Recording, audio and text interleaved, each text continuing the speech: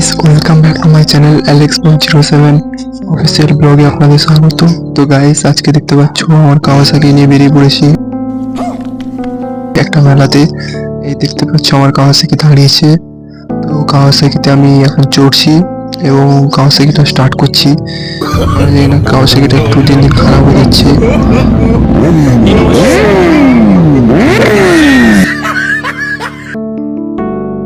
নিয়ে বেরিয়ে পড়ার পর কাওয়াসাকিটা একটা জায়গায় স্ট্যান্ড করে দিয়েছি। তো ভাই ফাইনালি আমরা মেলার কাছাকাছি পৌঁছে গেছি।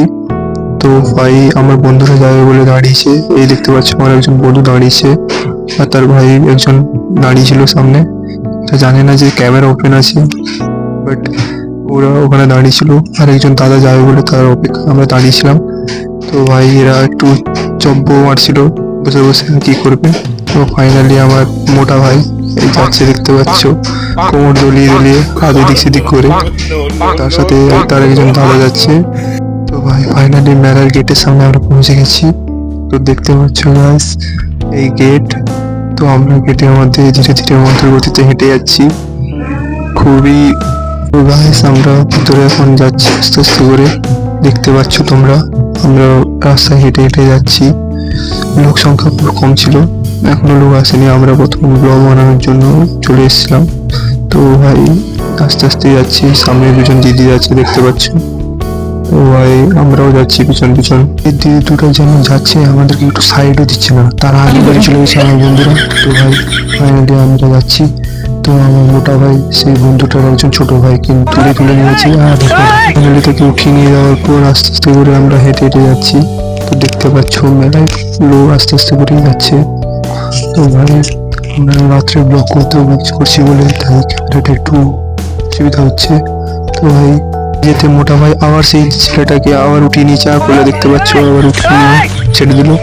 তো সেই ছেলেটা খুবই মনে মনে বেরিয়ে যাচ্ছে, বলছে মোটা দাদাটা আমার কোনো করছে বারো। তো ভাই আমরা রাস্তায় যাচ্ছি আর একটু সামান্য। তো ভাই দেখতেই পাচ্ছ এখানে একটা মেয়েকে এই মোটা পছন্দ হয়ে গেছে। মেয়েটাকে দেখতে পাচ্ছ সাইডে দাঁড়িয়ে ছিল, তো দেখে। তো ভাই ফাইনালি আমরা মেলার গেটের কাছে পৌঁছে গেছি। এখানে দোকান খুব কম, দুটাখানি দোকান বসছিল। তো আমরা ফাইনালি মেলার ভিতরে ঢুকে গেছি। দেখতে পাচ্ছ সেই মেলার একটা সৌন্দর্য। এই মেলার প্যান্ডেলের নাম নাকি শুনেছিলাম রাজস্থানের রাজবাড়ি। তো ফাইনালি দেখো ভাই রাজস্থানের রাজবাড়ি কেমন সাজিয়েছে। তো একজন দাদা যাচ্ছিল, সামনে একটু লুক দিয়ে দিল। তো ভাই একটু সুন্দর হাসি হেসে দিল। তো ভাই দেখতে পাচ্ছ আমরা আস্তে আস্তে হেঁটেই যাচ্ছি। ও ফাইনালি আমরা সেখানেই পৌঁছে গেছি যেখানে শুনেছিলাম রাজস্থানের রাজবাড়ি। ভাই প্যান্ডেলটা সাজিয়েছে দেখো, সামনে দুজন প্রহরী দাঁড়িয়েছে। প্রহরীগুলো আসল না, না না আসল না। তো ভাই দেখতে পাচ্ছি উপরে দুটো হাতি, এই দুটাও আসল না। তো ফাইনালি আমরা মেলার সামনে ফ্রন্টটা দেখাচ্ছি। ওই দেখো সামনে এই গপটা সেরা হয়েছে। কিন্তু ভাই ফাইনালি আমরা যাচ্ছি ভিতরে। ও ভাই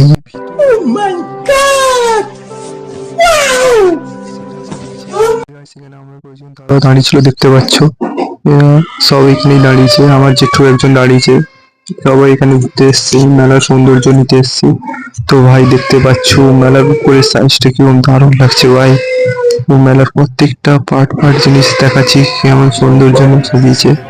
তো ভাই দারুণ লাগছে ভাই, বুঝতেই পারছো বন্ধুরা কিরকম সাজিয়েছে। তো এখানে রাধাকৃষ্ণের একটা মানে লুক সাজিয়েছে, যেখানে দুজন দাঁড়িয়েছে ঢোল বাজাচ্ছে, তারপরে নাচছে। সাধারণত এই প্যান্ডেলটা হয়েছে হোলির উৎসবে। তো হোলির উৎসবের জন্য এখানে রাধাকৃষ্ণের পুজো হওয়ার কথা। তো ভাই আমরা প্রথমে প্যান্ডেলের বাইরেই আছি, বাইরের সৌন্দর্যটা দেখাচ্ছি। তো ভাই আরেকবার দেখে নাও, ক্যামেরার জন্য ওখানে লোক দাঁড়িয়ে ছিল বলে ক্যামেরাটা ঠিক মতো উঠাতে পারিনি। তো ভাই কেমন সাজিয়েছে দেখো ভাই, দারুণ লাগছে। তোমরাও যদি আসতে পারো কাছাকাছি। মেলা শ্যুট করার পর আমরা নিজেরা একটু নিজেদের ছবি তুলে নিলাম। তো ভাই দেখতেই পাচ্ছ আমি আর আমার বন্ধুরা মিলে তবে গেলাম। তারপরে এখানে দেখতে পাচ্ছ ঢোল বলু দুজন বাজনা বাজাচ্ছে, ওই পাশে দাঁড়িয়েছে প্রহরী। তো সাইডে দেখতে পাচ্ছ দুটোর মাথায় যেন সিং না কি বুঝিয়েছি জানি না, বলতে পারছি না। প্যান্ডেলের ভিতরে দাঁড়াতে দাঁড়াতে আমরা একটু ভাবলাম এই প্রহরীগুলোর সাথে ছবি তুলে নি। তো আমার মোটা ভাই ভাবছে তার কাঁধে হাত রেখে ছবি তুলবে। তো তো ভয় লাগছে তাকে, যদি কেউ এসে কিছু বলে দিল। তো ভাই ভয়ে ভয়ে ছবি তুললো, এপাশে লোকগুলো দাঁড়িয়ে দেখছে। তো ভাই এরা দেখে হাসছে, তাই এরা ছবি তুলছে। তো ছবি তোলার পর ফাইনালি আমরা দেখতে পাচ্ছ এখানে ভিড়, তাই যেতে পারছি না ভিতরে। এই ভিতরে আস্তে আস্তে করে যাচ্ছি। তো ভাই দেখতে পাচ্ছ ভিতরে দেখতে পাচ্ছ যে রাধা কৃষ্ণের মূর্তি, কত সুন্দর লাগছে। তো কাছে যাচ্ছি, কাছে গিয়ে দেখাচ্ছি কত ভালো সুন্দর সাজিয়েছে প্যান্ডেলটা। তো ভাই ভিতরে সৌন্দর্য আরো ভালো লাগছে।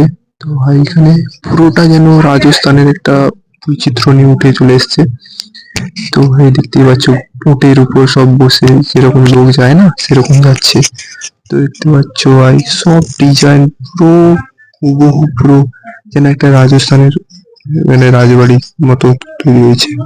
তো ভাই এখানে রাধা কৃষ্ণের মূর্তি দুটো রয়েছে, নিচেরটা মনে হয় রিয়েল কোথা থেকে এনেছে হয়তো। তো উপরে যে রাধা কৃষ্ণের মূর্তিটা দেখছো ওটা মাটির তৈরি। তো ভাই দারুণ লাগছে ছবিটা। তো এখানে প্রণাম করার পর দেখতে পাচ্ছ আমি ওই প্রহরীর সাথে ছবি তুলবো ভাবলাম, তো ভয় লাগছিল যদি কেউ কিছু এসে বলে। তারপরে আমরা গেলাম উটের কাছে, আমার বন্ধু উটের উপর চড়ে বসবে বললো, কিন্তু সে বসতে পারলো না কারণ তার মোটা শরীর। তো ভাই ফাইনালি আমরা সবকিছু দেখার পর আরেকবার ভালো মতো শুট করে নিলাম যে মেলাটার সৌন্দর্য কেমন হয়েছে। তো ভাই উপরে পিছনে দেখতে পাচ্ছ গাছ, ওটা সত্যি রিয়েল গাছ। তোমরা হয়তো ভাবছো মানে হয়তো গাছ বসিয়ে দিয়েছে উপরে, কিন্তু না। মন্দির দেখানোর পর ওখানে কিছু দেখার পর ভাই আমার বন্ধু এখানে ঘন্টি বাজাচ্ছিল। সালা নিজের ঘন্টি বাজায় কিনা ঠিক নেই, আর এখানে চলে এসেছে মন্দিরে ঘন্টি বাজাতে।